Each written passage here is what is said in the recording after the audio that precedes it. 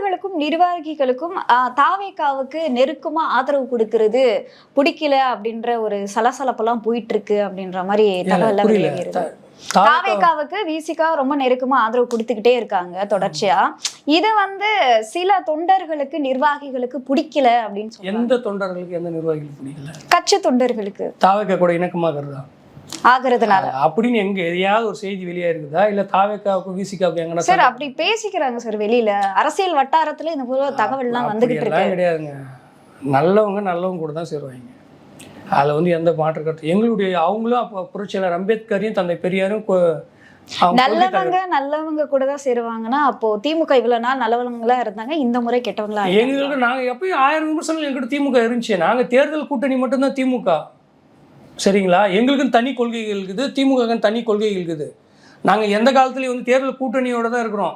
கொள்கை கூட்டணியாக அவங்க எதில் இருந்தாங்கன்னா நீங்கள் கேட்கலாம், நீங்கள் ஏன் கொள்கை கூட்டணி கூட சொன்னீங்களேன்னு கூட அடுத்த கேள்வி கேட்பீங்க, எனக்கு தெரியும்.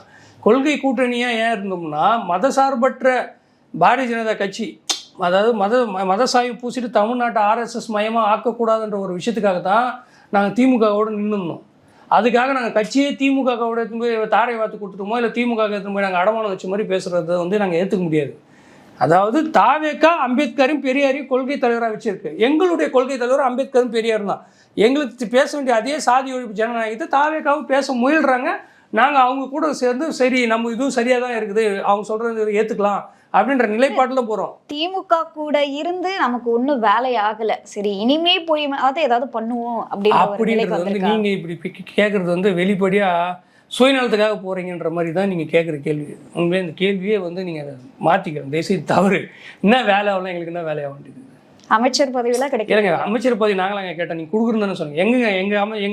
எங்கள் தலைவர் போயிட்டு அமைச்சர் பதவி கொடுங்கன்னு யார்கிட்ட கேட்டாரா? இல்லை, அவங்க அமைச்சரவையில் நீங்கள் இடம் பெறணும்னு தான் அந்த கட்சியோடைய இவர் நம்ம அண்ணன் ஆதவர்ஜனா இருக்காரு கிடைக்கும் அப்படின்ற ஒரு எண்ணத்துக்காகவே போயிருக்கு. இல்லையே, அவர் இப்போ கூட சொன்னாருங்களே, நான் எந்த நேரத்துல வேணாலும் நான் அமைச்சரவையை வாபஸ் வாங்கிடுவேன், நான் இன்னும் தாவேகாவோட தேர்தல் கூட்டணியே நான் சொல்லலை அப்படின்ற. ஏன்னா தேர்தல் இப்போதான் 40 நாள் ஆகுது. அவங்க எந்த மாதிரி ஸ்டாண்ட் எடுக்கிறாங்க, எந்த மாதிரி நிலைப்பாட்டில் போகிறாங்கன்னு பொறுத்து தான் விசிகா போகிறதா வேணாம்ன்ற ஒரு முடிவு எடுப்போன்ற தெளிவாக சொல்லிட்டார்.